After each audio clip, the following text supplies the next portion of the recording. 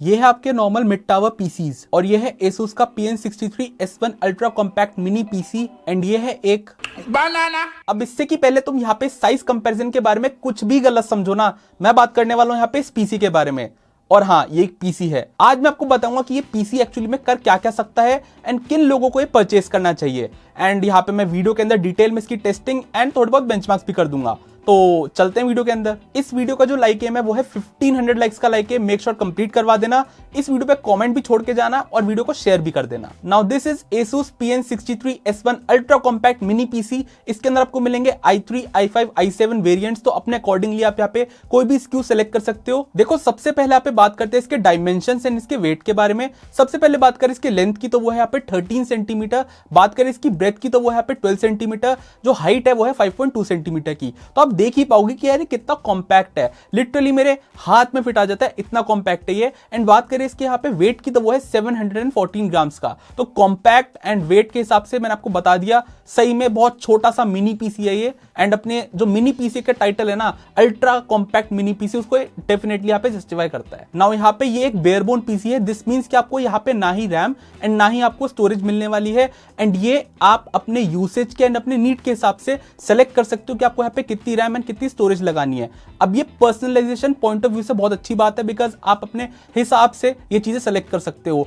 And this is the reason कि यहाँ पे इनके जो डिफरेंट SKUs है, इनका जो प्राइस है वो आपको थोड़ा कंपैरेटिवली कम लगता है, बिकॉज स्टोरेज एंड रैम नहीं है। तो अगेन एक अच्छी बात है। एंड यहाँ पे प्राइसिंग के बारे में मैं वीडियो के एंड में जाके थोड़ा डिटेल में बात करूंगा, तो वीडियो का एंड तक जरूर देखते रहना। अब यहाँ पे रैम एंड स्टोरेज को इंस्टॉल कर सकते हैं, तो कितना इंस्टॉल कर सकते हैं। रैम की बात करें तो हमको यहाँ पे मिलते हैं 2 सोडियम स्लॉट्स एंड यहाँ पे हम इंस्टॉल कर सकते हैं up to 64 GB of DDR4 RAM. And बात करें यहाँ पे स्टोरेज की तो हमको यहाँ पे मिलते हैं 2 M.2 स्लॉट्स, जिसमें से एक सपोर्ट करता है Gen 4 को एंड एक सपोर्ट करता है Gen 3 को। एंड नॉट ओनली दिस, हम यहाँ पे इंस्टॉल कर सकते हैं 2.5 इंच की हार्ड ड्राइव या फिर एक SSD। ये भी एक बहुत सही चीज है, मुझे लगा नहीं था कि इतने छोटे से कॉम्पैक्ट पीसी के अंदर हम एक 2.5 इंच की हार्ड ड्राइव या फिर SSD भी लगा सकते हैं। अब एक काम करते हैं कि यहाँ पे इंस्टॉल करते हैं एक रैम को एंड एक M.2 SSD को, एंड मैं आपको दिखा दूं कि कितना ईजी है ये सब इंस्टॉल करना। तो चलते हैं, इसे खोलते हैं भाई जल्दी से। इस मिनी पीसी को ओपन करने के लिए आपको मिलेंगे यहाँ पे बॉटम साइड पे 4 स्क्रूज। यहाँ पे आपको स्क्रू ड्राइवर की हेल्प से इसको ओपन कर लेना है। एंड जैसे कि आप देख ही सकते हो कि हमको यहाँ पे मेन पीसीबी में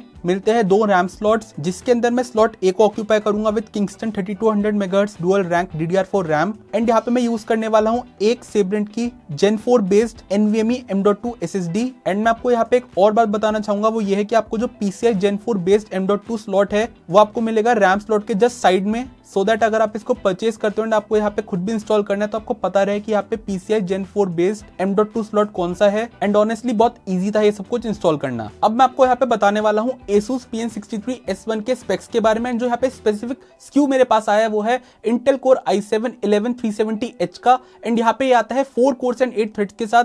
इसकी जो बेस फ्रीक्वेंसी है वो है 3.3 GHz की। एंड यहाँ पे इसकी जो मैक्सिमम सिंगल कोर बूस्ट है वो जाती है अप टू 4.8 GHz। यहाँ पे आता है 12 MB की कैश के साथ। एंड इसका जो पावर कंजप्शन भी है ना वो जाता है मैक्सिमम अप टू 35 वॉट्स तक। साथ ही प्रोसेसर आता है Intel Iris Xe ग्राफिक्स के साथ, जो कि आता है यहाँ पे 96 EUs के साथ।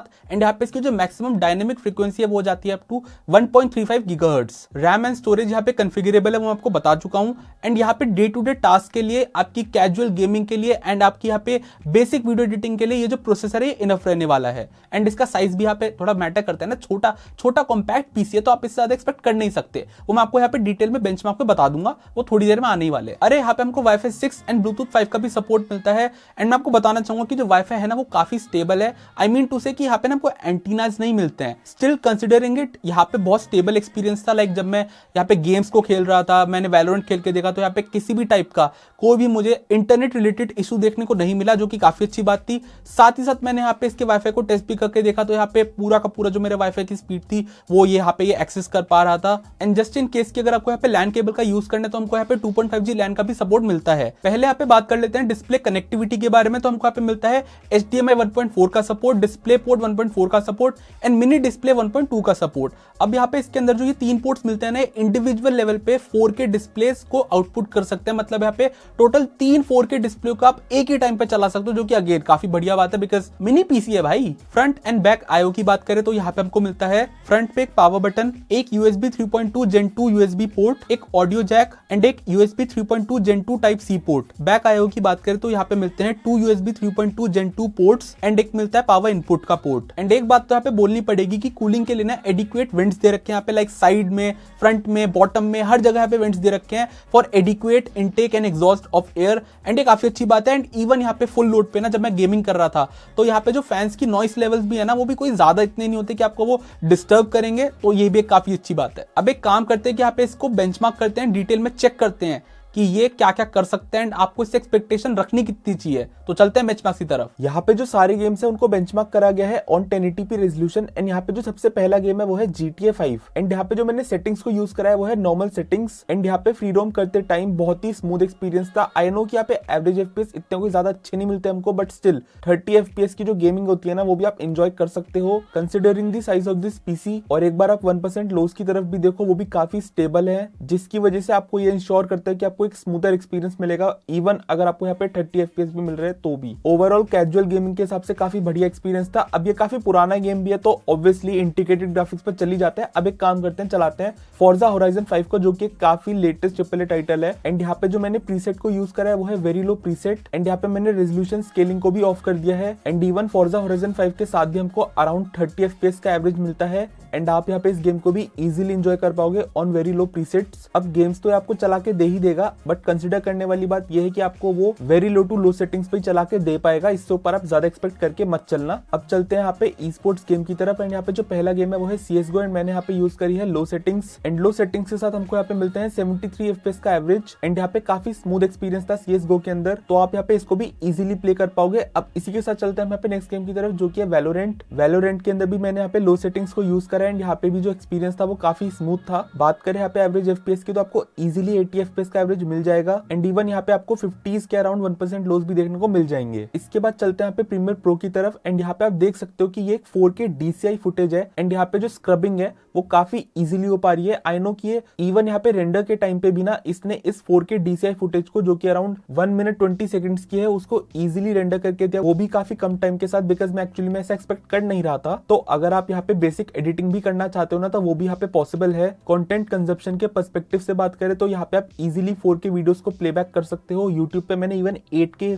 वीडियोस को भी चला के देखा, जो कि इजीली प्लेबैक हो रही थी। और ऐसा मत सोचना कि भाई 8K क्यों यूज कर रहा है। 8K मैंने इसलिए यूज करा है बिकॉज मैं एक चीज चेक करना चाहता था कि क्या होता है हायर रेजोल्यूशंस पे ना, जो यहाँ पे वीडियो होती है ना, वो स्मूथली प्लेबैक हो नहीं पाती, उसके अंदर हमको फ्रेम ड्रॉप्स देखने को मिलते हैं। बट मुझे यहाँ पे ऐसा कुछ भी फील नहीं हुआ। तो कंटेंट कंजप्शन के पर्सपेक्टिव से भी आप यहाँ पे इजीली हाई रेजोल्यूशन कंटेंट को कंज्यूम कर सकते हो, नेटफ्लिक्स चला सकते हो, प्राइम वीडियोस, जो भी आपको देखना है वो आप यहाँ पे इजीली इस पीसी के साथ कंज्यूम कर पाओगे। अब यहाँ पे मैंने क्रिस्टल डिस्क मार्क का यूज इसलिए करा है बिकॉज मुझे यहाँ पे ये चीज को कंफर्म करना था कि कौन सा स्लॉट एक्चुअली में PCI Gen 4 वाला है। जैसा कि मैंने आपको यहाँ पे इंस्टॉलेशन के टाइम पे दिखाई दिया होगा कि कौन सा PCI Gen 4 based M.2 slot है। तो अगर आप एक Gen 4 बेस्ड NVMe ड्राइव को यूज कर रहे हो तो आपको वो वहीं पे लगानी है। एंड जैसा कि आप देख ही पाओगे कि क्योंकि मैंने यहाँ पे सेब्रेंट की 1TB वाली Gen 4 based NVMe M.2 SSD को यूज करा है, तो यहाँ पे उसकी जो स्पीड्स है वो हमको पूरी की पूरी मिल रही है। अब चलते हैं बायोस की तरफ। एंड ये मैं आपको इसलिए दिखा रहा हूँ बिकॉज यूजुअली जो इस साइज के पीसी होते हैं ना, उनके अंदर जो बायोस होती है ना, वो बहुत ही ज्यादा ओल्ड स्कूल टाइप दिखती है। एंड उस ओल्ड स्कूल लुक की वजह से ना काफी लोगों को समझ नहीं आ पाता कि एक्चुअली उनको करना क्या है। बट क्योंकि यहाँ पे हमको मिलती है UEFI बायोस, तो ये काफी न्यू लुक के साथ आती है, जो कि यहाँ पे अच्छी तरीके से हर चीज मेंशन कर रखी है। तो यहाँ पे इवन अगर आपको कुछ भी नहीं पता ना, आप इजीली यहाँ पे समझ पाओगे कि आपको क्या करना है एंड आपको कहाँ जाना है। वेल, ये जो बायोस है इसके अंदर आपको कोई इतना ज्यादा एडवांस फंक्शन तो नहीं मिलते हैं, लाइक ओवरक्लॉकिंग, बिकॉज अगेन छोटा सा पीसी ओवरक्लॉक करके करने भी क्या वाले हो तुम। बट वो ऑप्शन जो कि यहाँ पे अवेलेबल होने चाहिए वो यहाँ पे सारे के सारे अवेलेबल हैं, जैसे कि temperature monitor, fan speed monitor, boot tools. आप यहाँ पे बायोस को अपडेट भी कर सकते हो। एडवांस में जाके आपको और फीचर्स भी मिलने वाले हैं। तो यहाँ पे ये जो एक ओवरऑल लुक है ना इस बायोस का, वो इसको काफी इजी टू अंडरस्टैंड बनाता है। अब बात करते हैं यहाँ पे इसके कंक्लूजन एंड इसके यूज केस के बारे में। एंड ये वाला जो सेक्शन है मैं वीडियो के एंड में इसलिए रख रहा हूँ, इसका रीजन है बिकॉज इस टाइम पे आपको यहाँ पे पता लग चुका है कि ये परफॉर्म करता कैसे है। मैंने आपको बेंचमार्क्स दिखा दिए हैं, तो आपको यहाँ पे एक्सपेक्टेशन ना ज्यादा रखनी नहीं है बिकॉज ये पहली बात तो गेमिंग के लिए बना नहीं है। ये एक एड ऑन है कि मैंने यहाँ पे गेमिंग करके आपको दिखाई है, एक एड ऑन है कि मैंने आपको यहाँ पे एडिटिंग करके दिखाई है। अगर आप इस पे चीजें थ्रो करोगे तो ये कर देगा, ठीक है। बट अगर आप ये एक्सपेक्ट करके चल रहे हो कि भाई नहीं हम तो 1080p अल्ट्रा सेटिंग्स पे गेमिंग करेंगे, तो भाई इतना सा है, इतना सा, ये भी समझो ना, इतने से पीसी से आप इतना सब कुछ एक्सपेक्ट नहीं कर सकते। तो पहले तो ये क्लियर कर लो। अब बात करते हैं यहाँ पे कि किनको परचेज करना चाहिए एंड इसकी टारगेट ऑडियंस एक्चुअली में है कौन सी। अब देखो, अगर आप एक ऐसा बंदे हो या फिर आप एक ऐसी बंदी हो जो कि यहाँ पे ऑफिस का काम करते हैं, ठीक है, उनके लिए एक अच्छा ऑप्शन हो सकता है, बिकॉज यहाँ पे आप बहुत ही छोटे स्पेस में इसको रख के अपना सारा काम कर सकते हो। लाइक वेब ब्राउजिंग बहुत इजीली, बहुत मक्खन तरीके से करेगा। आपको अपनी प्रेजेंटेशंस बनानी है वो इजीली करके देगा। माइक्रोसॉफ्ट की सारी एप्लीकेशंस ये बहुत स्मूथली रन करेगा एंड मैं ये यूज कर चुका हूँ, उसके बाद बता रहा हूँ आपको यहाँ पे कंटेंट एंजॉय करना है, नेटफ्लिक्स एंड चिल करना है ना, कर सकते हो भाई इजीली। अब बात करते हैं कि अगर आप एक ऐसे बंदा है बंदी हो जिनके बाल बच्चे भी हैं, तो आप यहाँ पे अपना इस छोटे से पीसी को उनको दे दो, वो अपना स्कूल का काम कर सकते हैं, होमवर्क कर सकते हैं, उनको यहाँ पे थोड़ी बहुत गेमिंग करनी है, ले भाई तुझे नहीं चलवाना मुझको हाई सेटिंग्स पे, अल्ट्रा सेटिंग्स पे, तू नॉर्मल बैठ के वैलोरेंट खेल सकते हैं। मतलब बच्चे इजीली एंजॉय कर सकते हैं गेमिंग को।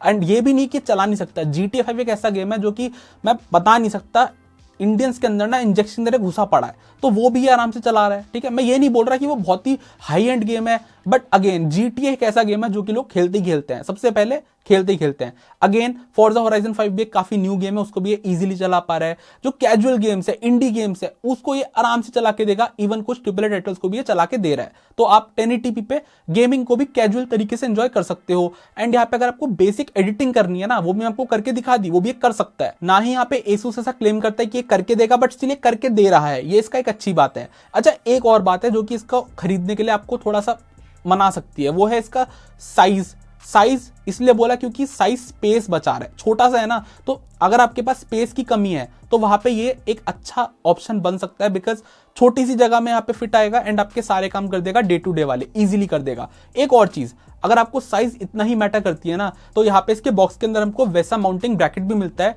अगर आपका मॉनिटर यहाँ पे वैसा माउंट कंपैटिबल है, उसको ये लगाओ पीछे, एंड यहाँ पे इस वाले अल्ट्रा कॉम्पैक्ट मिनी पीसी को आप यहाँ पे मॉनिटर के पीछे भी लगा सकते हो, तो और स्पेस बच जाएगा। मतलब मॉनिटर है आपका, उसके पीछे आपका पीसी है। अच्छा, एक चीज और क्लियर कर दूं, अब मैं ये नहीं बोल रहा कि भाई अगर आपके पास 30-40 हजार रुपए तो आप यही लो, नहीं, मैं ऐसा नहीं बोल रहा हूं। मैं बोल रहा हूं इसकी ऑडियंस है अपनी, इसकी एक टारगेट ऑडियंस है। जो मैंने आपको पॉइंट्स बताया, अगर वो आपको लगता है कि नहीं यार, हाँ ये हमारे काम की चीज है, हमको स्पेस की थोड़ी कमी है, मुझे इतना हाई एंड पीसी नहीं चाहिए जो कि मुझे आगे चल के एक डेडिकेटेड ग्राफिक कार्ड लगाना है, ऐसे वाली चीज है, तो फिर आपके लिए ये एक परफेक्ट प्रोडक्ट है। एंड इसका मैंने आपको पूरा अच्छे से यूज केस भी बता दिया है, ठीक है। तो आई होप आपको वीडियो पसंद आएगी। प्राइस अगेन मैं मेंशन कर दूंगा। एंड यहाँ पे अगर आपको अमेजन से कुछ भी परचेस करना हो तो नीचे दिए गए लिंक से परचेस कर सकते हो। अगर इस प्रोडक्ट के बारे में और डिटेल में जानना है, वैसे तो मैं सब कुछ बता ही चुका हूँ और डिटेल में मैंने सब कुछ बता ही दिया है, बट स्टिल अगर तुमको मेरी बेइज्जती करनी है, मजाक कर रहा हूँ, नीचे लिंक्स दे रखे हैं। अगर आपको टेक्स्ट पेक्स पढ़ने तो जाके पढ़ सकते हो, कोई दिक्कत वाली बात नहीं है। बाकी अगर भी आपको वीडियो अच्छी लगी हो तो लाइक कर देना, सब्सक्राइब कर देना चैनल को। And thank you guys and bye bye.